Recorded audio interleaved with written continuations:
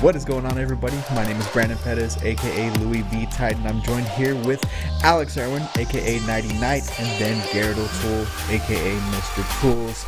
Nighty, how you feeling, man? We got the number 8 reveal today of the Halo Top 25. What do you think about this today? The anticipation has been building over the weeks, and I think we finally gotten to the point where we realize who they're going to be. It's just about the order now. I mean, we got Lunchbox yesterday. It was a surprise to me, but it wasn't a surprise to you guys. But yeah, we know who it's going to be. I think that, you know, it's not so much any big upsets anymore. I know once we get to the top, there might be one or two, but right now it's just about, you know, who's going to be in what slot. Absolutely. And then Tools, what you think, man? I'm just excited that this top 25 is starting to come to its conclusion. We're going to see the highest spots. I love being in the top 10. These videos that 343 have made have been incredible. Shout out to everyone that they got. That really is a team effort. You know, they went out of their way. They hired some incredible editors recently. You know, we get to see their work every week on this. And no, I got a feeling today we're going to be seeing some highlights from Roy. But I know, Andy, you tend to disagree with me on that one.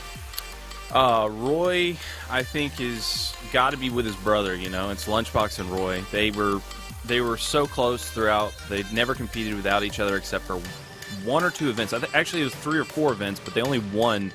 I think Roy only won one event without his brother. So Roy has that one tick. He has that one major LAN win over Lunchbox. So that's what puts Roy above his brother on the list. You got to put them next to each other. They were with each other through the thick and thin, all the way from back in the 2007 era. The first event they went together was, and it was just amazing. But here we go. The countdown begins, baby. Yeah, absolutely. Get ready. The countdown does begin. We've been trying to perfect the countdown with theirs, but you know, we're gonna adjust that again. We do have the YouTube chat over here on the right side of your screen, as well as the hashtag Halo Top 25 going at the same time. We're 30 seconds out. I think we already heard our predictions out of our 2 analysts here, and I'm gonna just drop mine in just for fun, and I'm gonna say Royal 2. But yeah, as we can see, 20 seconds out. Last thoughts, Nighty. Oh, I just can't see it being Royal 2. I don't know. Royal 2 is a Halo 5 guy. He's got 2 rings. They're going to put him over everybody else for sure, but who knows? Could be wrong on that one too.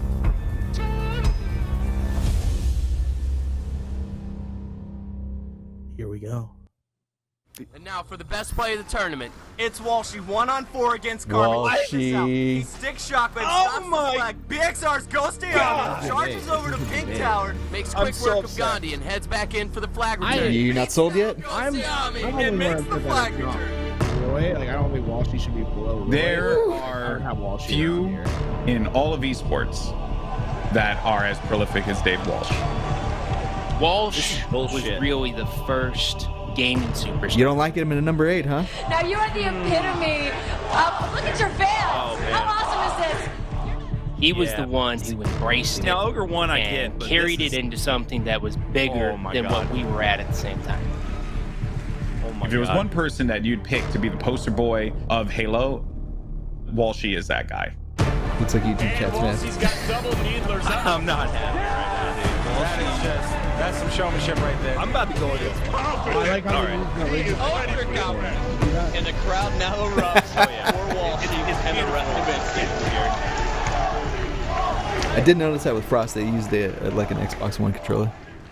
I'm about to go more into than a a rant in decade, a second. Walshy shined as one of Halo's biggest stars, securing major sponsorship deals, These videos national are media amazing. coverage, Good Lord. and the adulation of fans across the globe.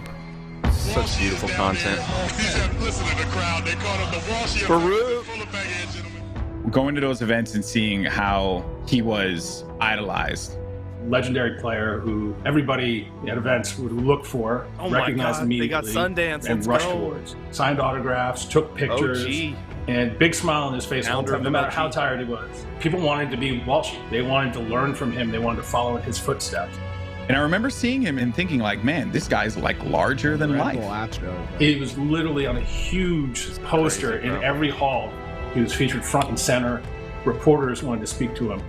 first ever Red Bull Bravo sponsored esports athlete. I mean, that is just, it's crazy. He was approachable. He was a winner. He was everything that you want in a superstar.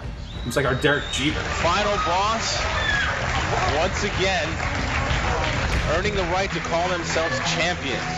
A new game, a new season, the same champs. And you're talking about a guy who's got like 23 some odd championships, like 9 event wins in a row with final boss throughout that era. When Walshy first came to a Halo tournament, Trace Esports had never really even spoken. He was competing in Halo CE, which didn't have the internet, so the only teammates you had were the locals. At the time, there was a power dynamic. His answer to the power dynamic was to form a team called Team FFA. Team Free For All, I think, is really his defining moment. He put together a squad that was purely successful Free For All players, and Gintron, this was the first team to finally dethrone the Ogres and STK. People referred to them as gods, and so the fact that they were upset was just such a monumental event for us. It actually motivated me. I remember when Clark, he just beat us the first series, they swept us. He goes, well, have fun in the losers bracket. And right from there, I knew if we got in the finals, I was going to tear them up. Ooh, go, okay, well, you know, Corin and Walshy are going to go with the team with Ogres, right? And that's the beginning of the dynasty.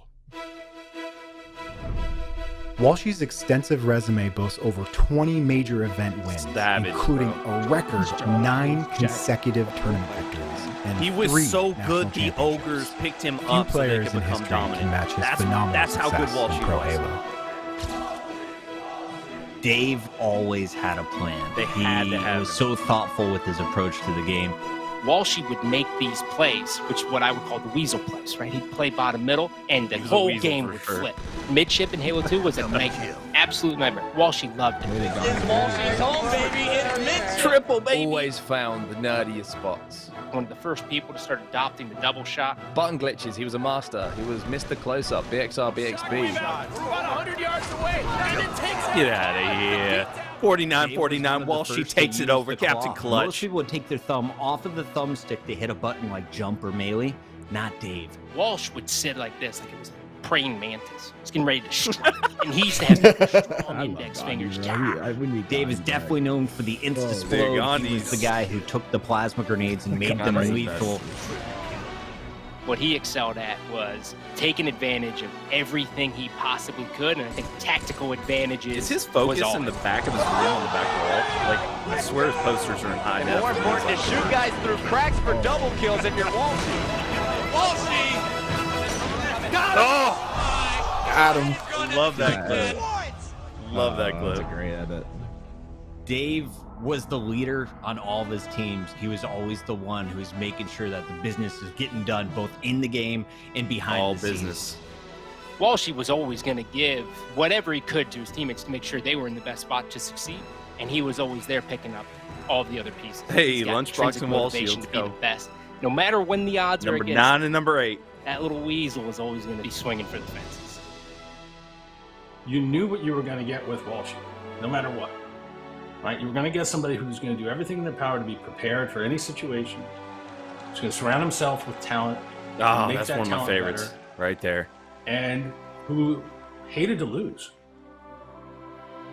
Walsh did a great job of rising up and being pretty much a role model for everyone else to follow behind him as to how you're supposed to present yourself and what a superstar looks like in the game. What'd you say?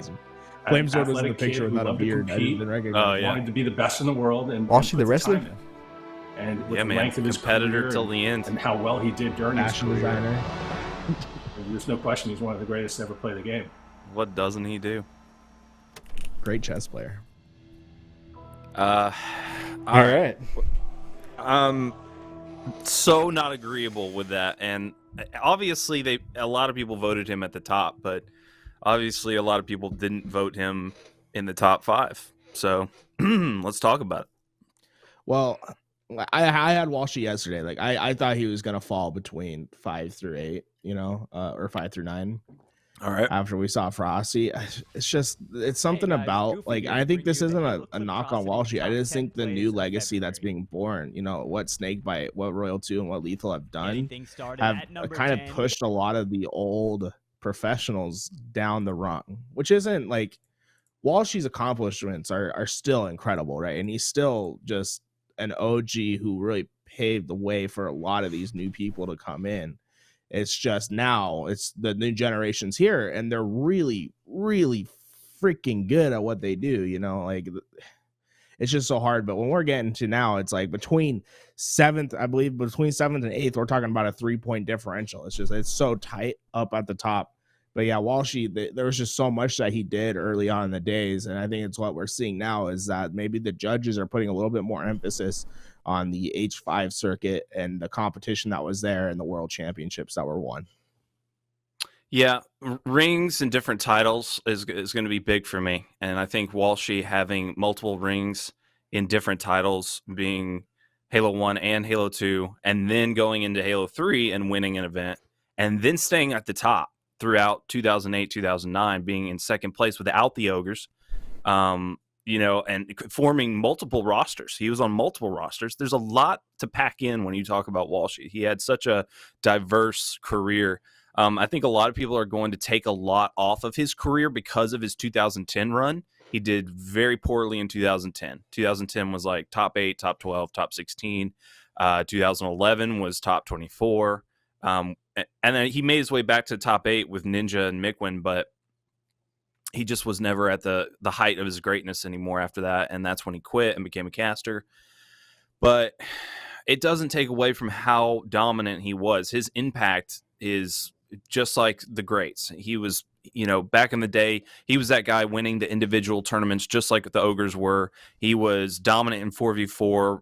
He was one of the only people that really disrupted the Ogres, along with Killer N, Zyos, and Gentron. And the Ogres said they needed to have Walshy. They needed Killer N to become that dominant Halo 1 team and ultimately win the national championship. So for a guy to be that big and then go and be that dominant for that long and then leave the Ogres, leave Strong Side, and become even more and stay more successful than them, that right there to me says that he needs that place in the top 5 over it. I don't know. It's got to be over. I don't know who they have yet, but we're talking probably Snipe Down, right? We're probably talking Lethal. Like Lethal is above him. Snipe Down is above him for sure. But it's like I believe he's in the top 5 for sure. I think he's cemented his space for now. Ultimately, when Infinite comes out and more rings are won by the Sentinels roster, they're going to just pop up and they're going to bring Walshy all the way down. And that's just the way of it. That's what longevity does. But yeah. Number 8 for now is, I can't. If I can interject real quick, we're looking at this graph, right? And I heard one of you two mention that the World Championship era and Halo 5 era maybe weighted a little more heavy than Halo 1 and 2. This is what we have for Halo 1 and 2 as far as top 3 finishes, right? Walshy, 37. We got Ogre 2 at 40. This kind of worries me that Ogre 2 may not be as high as people perceive him as. Am I wrong in thinking that, considering what we've just witnessed? I mean, it's a conversation to have. I still think he's a top 3 lock confirm, you know. The only Ogre thing 2? I can see, like Ogre 2, like let's say this list is like as blasphemous as the old heads want it to be, like, you know, like this is the rise of Satan once again, and 343 has killed competitive Halo with this list. Then Ogre 2 probably gets put at 3 behind Pistola and Lethal. Like that's the lowest I could see Ogre 2 going. I think behind Ola and Lethal. Yeah, if worst case scenario, he gets put as low as he possibly could on this list. I mean, don't see any way that Snipe Down. He get put because Snipe Down was very good in Halo 5. I mean, Snipe Down was really good. I just think that Ogre 2 has the legacy behind him that I don't think anyone would have put Snipe Down above Ogre 2. If we're waiting Halo 5, then Snakebite would be put over him. If we're waiting Halo 5, I think Snakebite gets put in the top 5. I think my top 5 would be Lethal, Ogre 2, Snakebite, Royal 2, Ola. But that's just my opinion. And you know, you could definitely put Ola above Royal 2 and Snakebite. I mean, Royal 2 and Snakebite, yeah. But at the end of the day, I think Ogre 2 is a lock for top 2. What I think it shows is that I think the judges really seriously sat down and thought, like, how much weight should be put on Halo 1 and Halo 2. Not because it wasn't an accomplishment of what they did. It's just because the scene has grown so much since then in a way that the talent is just so much better. It's harder to win events now than it was back in the day. You know, they have 40 top 3 finishes in Halo 1 and Halo 2, but realistically, how much talent was there to challenge them in that era to really make it so that they couldn't finish top 3? Whereas today, you know, you slip up on Championship Sunday on Halo 5 and you could be exiting top 6, top 8 just because the talent is so close on the top echelon.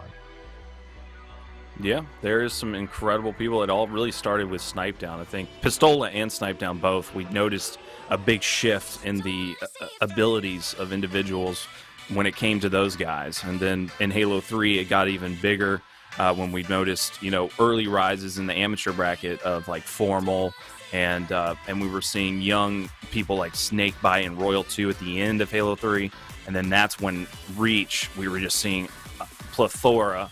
And now in Halo 5, it's like there's a ton with Shotzi and Renegade, and now it's just Infinite's going to be even worse. There's going to be so many young kids that are just able to compete at the top. So I totally agree that the pool is as big or bigger than it's ever been, and that really needs to be taken into consideration, that the Halo 1 guys were in such a niche group. They land in Michigan and Ohio, and the rest of the world really couldn't practice the way that they could. You know, there was big European games, big Asian games, but there was, in America, as far as shooters, Halo was in this very tiny locale, and you could only become better if you were in that area or you were driving to that area. And now it's all online, and now you can learn from the greats. You have an archive of things you can watch and learn from, and now everybody can be on the same level. Back then, it was not the case. I was competing during then, learning just the most average of glitches, like a BXR. Even though Halo 2 was online, you still had a tough time learning that unless you were in the lobbies with the best of the best. I mean, even go back to Halo 1, because that's where a lot of the accolades for players like Walshy, Ogre 1, Ogre 2 go from. If you weren't growing up around the Ohio Valley or, you know, on the East Coast, like towards New York, like realistically, what was your option to even achieve these accolades? Like, you're not going to fly out from Los Angeles or Seattle or some West Coast city to go compete in an MLG over in Ohio. It's just, that's just not realistic. So they do get this benefit of, you know, Halo being really regionalized at the time, and that the competition, you know, MLG wasn't a huge company back in the day that we expect them to be now. They weren't like this national spotlight company in Halo 1. They had to grow to that. But the trophies, a lot of people still weighed them the same in Halo 1, even though, you know, we're realistically talking about, you know, the Ohio Valley, some of the Appalachian states that were really able to go down and compete in these events. You weren't realistically seeing, you know, some of the best talent from the West Coast. And then it's kind of a steel sharpened steel sort of situation where these guys who are able to land like this, because they're, you know, MLG's doing what they're doing, are just getting better and better and better. Then the skill gap just becomes insurmountable for any of the other talent that could have potentially had their shot. Walshy at 8 is still just absolutely surprising. What's most surprising, I would never put Roy over Walshy, in my opinion. I don't think Roy has done enough to really cement himself over Walshy, but I guess the judges disagree with me. I just don't see him being 2 spots ahead of his brother, in my opinion, just because I think they're so close together. You know, yeah, it's just really surprising. Like I could see Walshy falling out of top 5. I just never saw him falling to be underneath Lunchbox and Roy.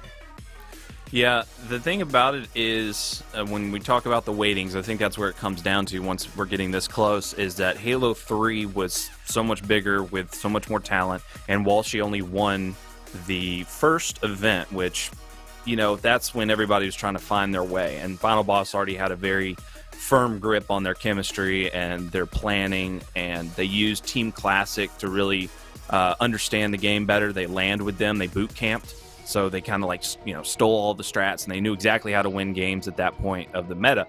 But as it got on, you know, Walshy was just clear-cut second place. And meanwhile, Roy and Lunchbox, along with Walshy, were placing with him. But then once Walshy left the team, Cloudy Cloud got on the team. He just won a national championship. Cloud took them to the next level. They won the next event. Roy Lunchbox got their first win. Then they got another win. So those two big wins in 2010 were pretty massive because the competition was so high at that point in Halo's history. And then they kept winning after that. Then you got Snipe Down Lethal and H2A. They were just a dynasty. They won the first Halo 5 event with Commonly, which, I'm not saying Commonly is an anchor, but Commonly's he's no lethal, he's no Frosty. And they beat Sentinel's roster at the big Aspen X Games event, and that is just massive. And so Roy and Lunchbox definitely have cemented themselves in one of the hardest eras of Halo's history, and they showed they could win on both spectrums. They could win back in 2008, 2009, and then they could win in recent history with their win in MCC. I mean, you got to remember that they won one of the biggest invitationals in MCC with Ola and Snipe Down, and they beat the Sentinels roster again. So and they were the guys I was talking about, Roy and Lunchbox. Lunchbox had a better tournament, but Roy was right there with him. So yeah, I guess Roy being above Walshy. Now that I calm down a little bit and I subside my anger for my Walshy fanboyness, I can see Roy being above Walshy.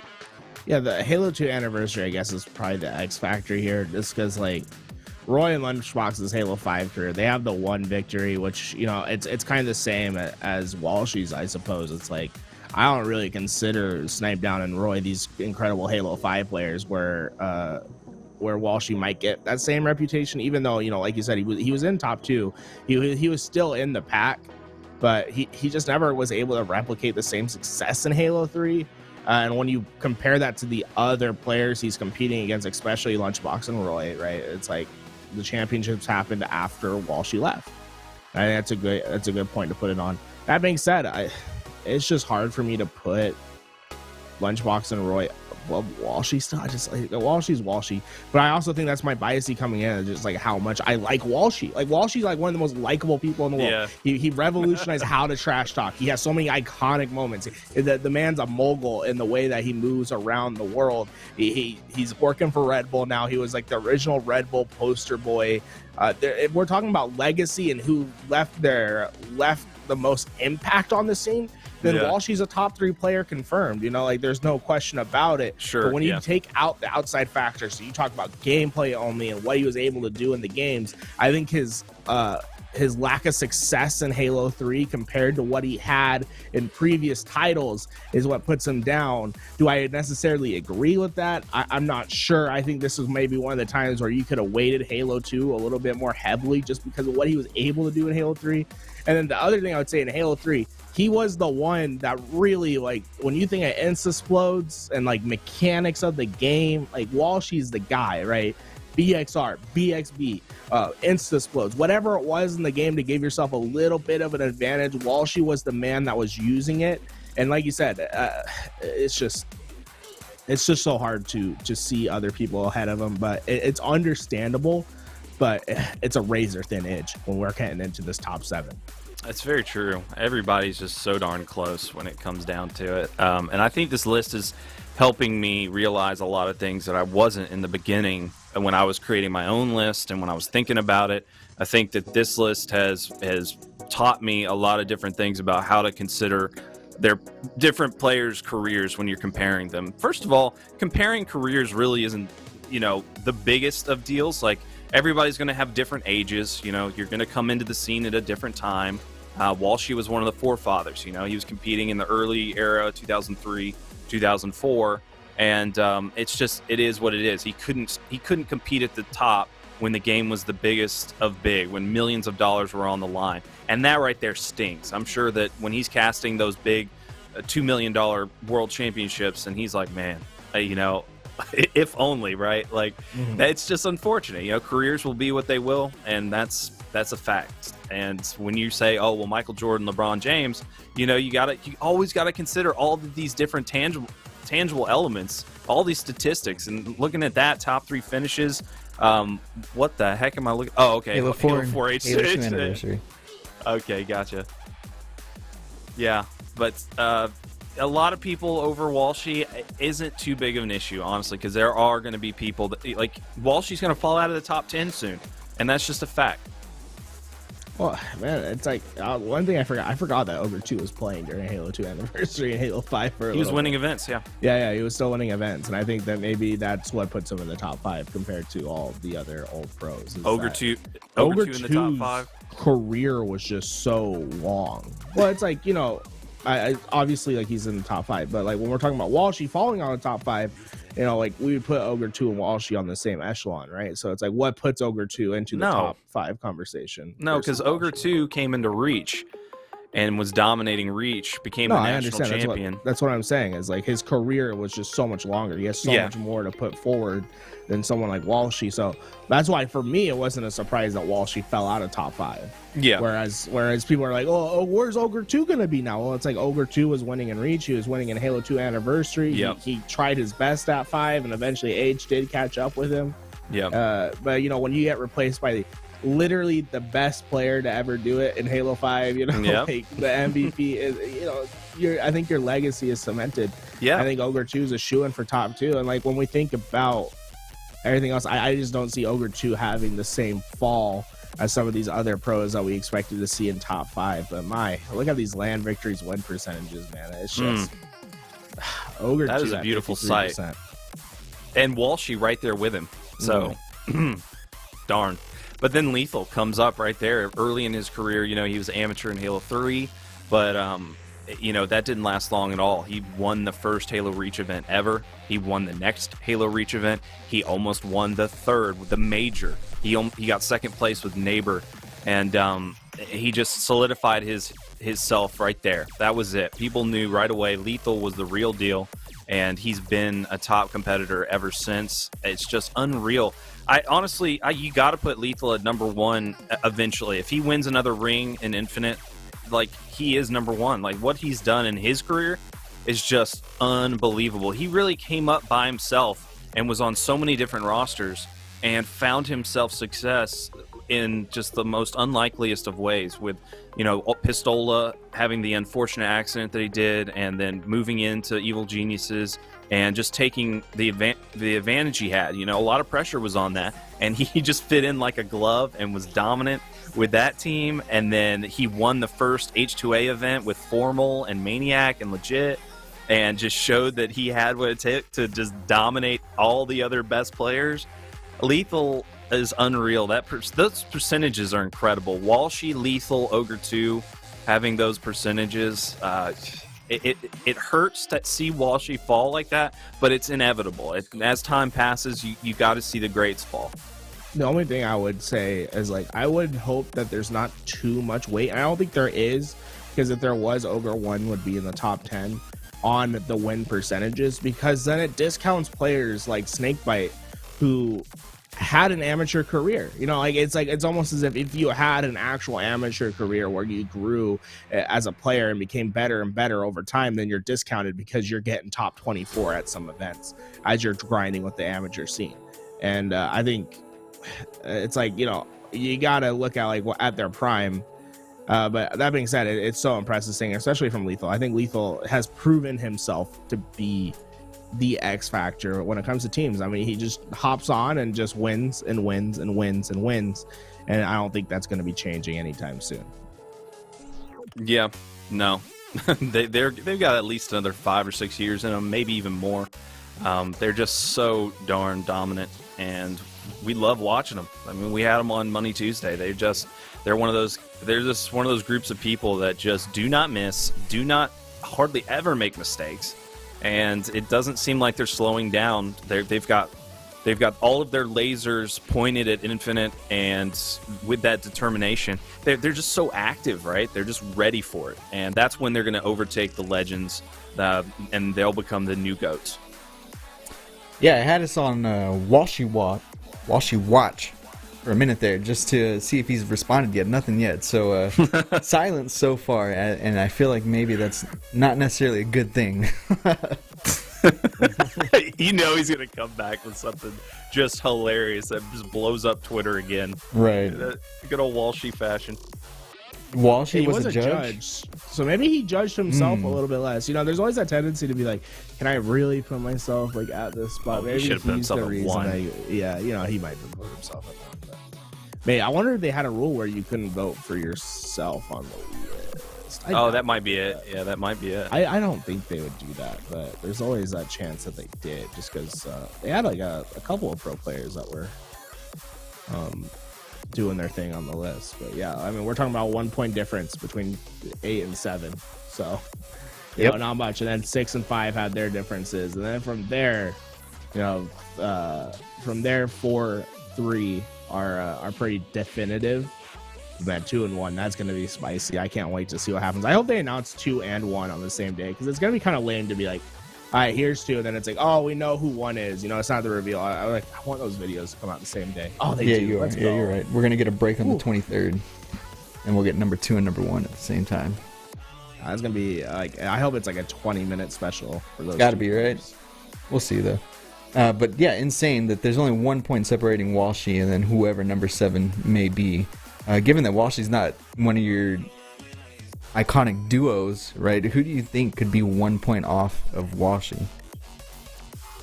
I think at this point it's got to be Roy, because Roy had a bunch of wins with Lunchbox, obviously, but he had one more than Lunchbox, so that puts him up. And then Walshy dipped in between those two, and that's why there's the 1 point difference. I think it has to be Roy. What's so interesting to me is just the big gap that we see between 7 and 6. It makes me want to say Roy, but I could see Royal 2 dropping to 7 and then Roy getting up to 6. I think 5 and 6 are Snakebite and Royal. Yeah, I feel like that's like what it should be, but at the same time, like when we look at all the other points, it's so like if I was gonna go like, hey, like Vegas, give me odds, like I'll guess the next person. I think Royal 2. Not that I agree. I think Roy should be there, but with how this list has gone, I would say Royal 2 is going to get the next spot, and then it'll be Roy, and then Snakebite. Doom Surf Halo says Ninja at number 7, and I'm getting word that Walshy has responded. So let's jump over to Twitter. Let's go. Quick. He put the 8 in the. In his name, wait. Oh yeah, he put the he put the 8 in. Wait. Oh no, Dave Waitelsh.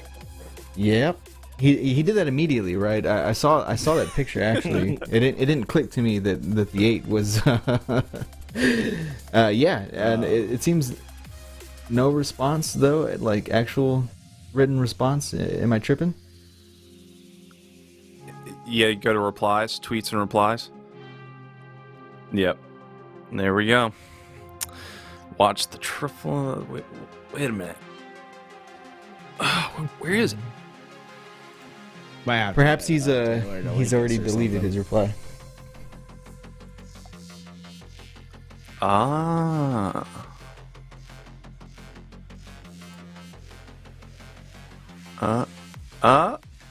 Right there. Whoa. No, that's esports awards. That's old. Oh, okay. So he's still waiting. He's still waiting right now. We're still waiting, but he has seen it. Confirmed. Yeah, right. I don't even know how to pronounce that. It's obviously it's a troll. It's interesting. I feel for Walshy, honestly. Very iconic character. A lot of people definitely pointing to he's the one that brought Claw to the spotlight, right? I don't know if he actually invented it or not, but obviously it's something that's stuck around, especially in the Halo 5 days. Pretty impressive stuff to see that the community just come out immediately and start. I don't want to say bashing the poll, right? But I feel like people are just a little unhappy that he's fallen this far in the list, and with him being so iconic, I can totally understand this reaction, to be honest. Yeah. The reactions are gonna be. The reactions are gonna. What does this say? Ogre 2, longtime teammate and friend, forever a legend in gaming. Should also be objectively higher on the list based on career. See, I just don't know if you can say objective right there, just because like his career is relatively short compared to everyone else, like compared to the other, like compared to Ogre 2. You know, I guess that's just where I see it. But I would put him above Roy, and then I think it's a really interesting conversation between Snakebite, Royal 2, and Walshy. I think you could go either way on there. Yeah. Well, they were considering MCC for sure, and Roy and Lunchbox came back and were booming. They were whooping some butt and taking some names. So, and against the best of the best, right? Sentinels are, I guess, the best right now. I mean, they've had one of the longest runs. They've won 2 world championships, and Roy and Lunchbox came in and said, "Sit down." So having Roy above Walshy, it makes sense. You know, there's a lot of accolades that Roy had after Walshy left that you just can't ignore. I have to agree. One last thing before we get off air. I want all 3 of us. We're going to count to 3, and then we're going to give our best reaction. Now that we've let it all air out, right? I think we've said everything we need to say. Right, I want to see your best facial reactions for Walshy landing at number 8 in the top 25. What was that, Gary? So we got to get the thumbnail. Yeah, there we go. All right, here we go. In 3, 2, 1.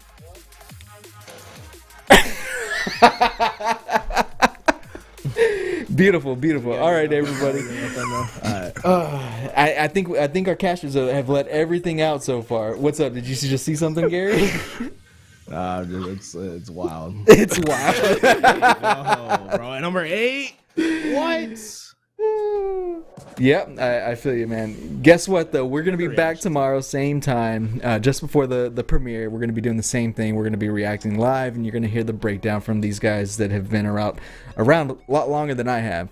But, yeah, appreciate everybody that joined us. I think we just broke another viewer record for these little top 25 reaction videos.